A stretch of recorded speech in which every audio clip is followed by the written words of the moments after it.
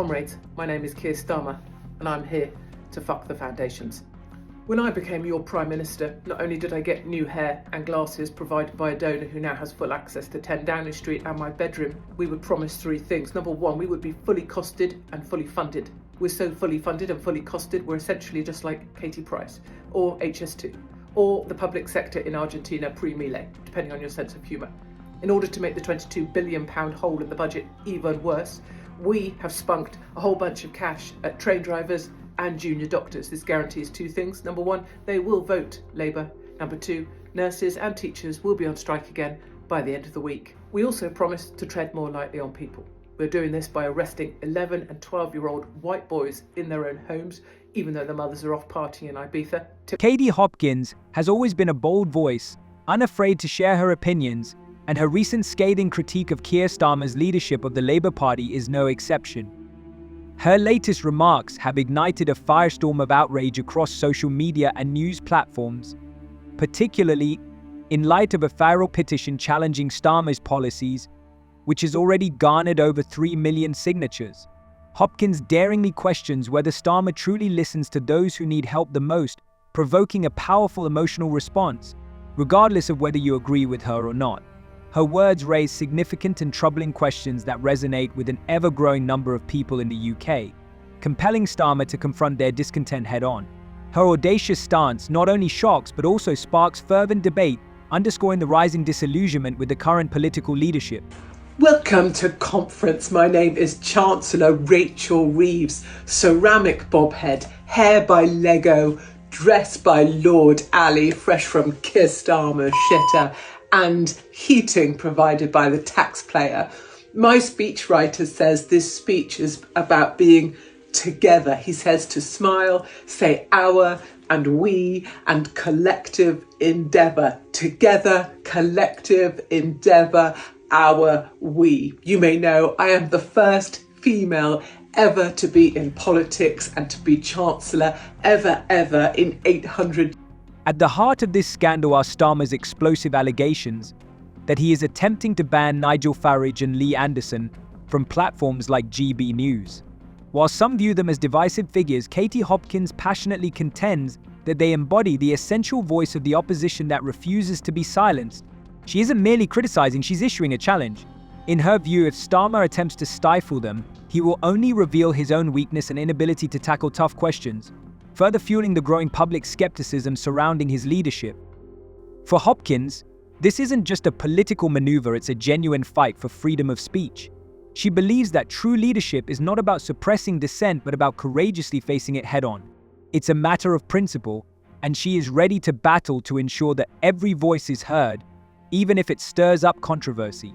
And if you're a wife of a Tory councillor, please know that we will send you to Birmingham in order to be given your sentencing, because local communities need to see us sacrificing white people in order that we can secure their votes next election. Also be crucifying anybody critical of this regime. If I get my hands on that slag Katie Hopkins, she's well and truly fucked. Elderly people, I will crush you.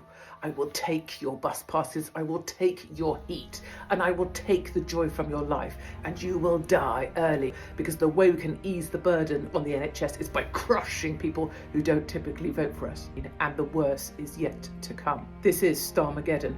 The worst is yet to come. Hopkins is not alone in her outrage. Public figures like Jeremy Kyle have also vocally criticized Starmer's decisions on critical issues such as immigration and housing. Kyle, for instance, raises the pressing concern of how the government is accommodating migrants in hotels while British citizens are left to grapple with homelessness. This situation has sparked a genuine storm of emotions. Hopkins amplifies this frustration by posing a crucial question: how can the government prioritize housing for migrants while neglecting the needs of struggling Britons? She acknowledges the importance of assisting everyone in need, including migrants, but firmly believes that support should not come at the expense of British citizens. This is not merely a question of fairness, it's a matter of human dignity. Hopkins argues that Starmer's policies must strike a balance, ensuring that both migrants and citizens have access to essential services. This is a call for justice that demands attention and action. Years. Obviously, Maggie Thatcher was up against it 50 years ago when she was actually Prime Minister, but we don't talk about her anymore. And we've taken her picture off the walls of number 10 Downing Street. I am the first woman ever to be in politics. I am basically Kamala Harris without being able to play the black card or doing so many blowies. However, I have seen Angela Rayner's ginger growler. She was in charge of signage, and because she's working class, we haven't quite spelt it correctly. It's my pleasure to be here at conference. Together, we collective endeavour. Thank you. She contends that suppressing dissent undermines the very foundations of a free society. However, Hopkins' critiques extend beyond just freedom of speech. One of her most pointed accusations is that Starmer's leadership neglects the older generation, particularly pensioners. She depicts a scenario where hardworking individuals who have dedicated their lives to benefiting society now feel abandoned by a government preoccupied with lofty ideals while the genuine issues facing the elderly are overlooked.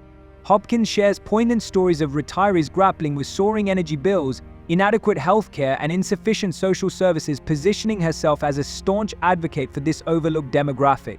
Yet her inquiries don't stop with pensioners. She questions whether the working class has truly experienced any improvement under Starmer's leadership. And finally, my darlings, Elon Musk may well get involved in politics in the UK, which will be a glorious thing. He might spend $100 million on getting Reform elected, which, as long as Richard Tyson, Nigel Farage don't use it all sort of spunking themselves with champagne, that will be a jolly great thing. Well done, Elon Musk. Maybe you'd like to put myself and Tommy Robinson head of efficiency units here in the UK. That's it, my darlings. Batshit bonkers bloody Britain. Hopkins argues that Starmer fails to grasp the disconnect between government policy and the harsh realities experienced by everyday citizens. This issue goes beyond mere statistics. It's a matter of life and survival for many. It raises critical questions about whether families can afford their electricity bills, or if they will have to choose between food and medicine. It concerns whether individuals can feel secure in their own homes, or if they will live in fear of what the future holds. It is true, I think, that Britain is being used as a test island. Because we're an island, things are being tested on us, and that's why it seems to be moving so fast in our country. And finally, the Transport Secretary, Louise Haigh, has resigned because she committed fraud a long time ago. I thought she might have resigned because she's the only woman less shaggable than Angela Rayner. But no, it's just that she was a fraudster, which is why Keir Starmer employed her, because she fitted in so much better with the other criminals sat round the cabinet table. That's it! Batshit bonkers Britain, aye aye, Captain, and all that. Hopkins emphasizes the disparity between Starmer's promises and his actual actions, which has sparked genuine anger and frustration. When Starmer and his deputy, Angela Rayner, vowed not to raise taxes, it offered a glimmer of hope for families struggling to make ends meet. However, with the recent tax hike, this promise is now seen as a betrayal that deeply affects these families. For Hopkins, the implications of the tax increase extend beyond financial issues. It represents a significant breach of trust that shatters the hopes and aspirations of these households. Working-class families already grappling with rising inflation and the escalating cost of living now face even higher taxes, further straining their already tight budgets. Every penny counts for these families, and the increasing tax burden means they will have to make difficult choices regarding essential needs like food, rent, and heating.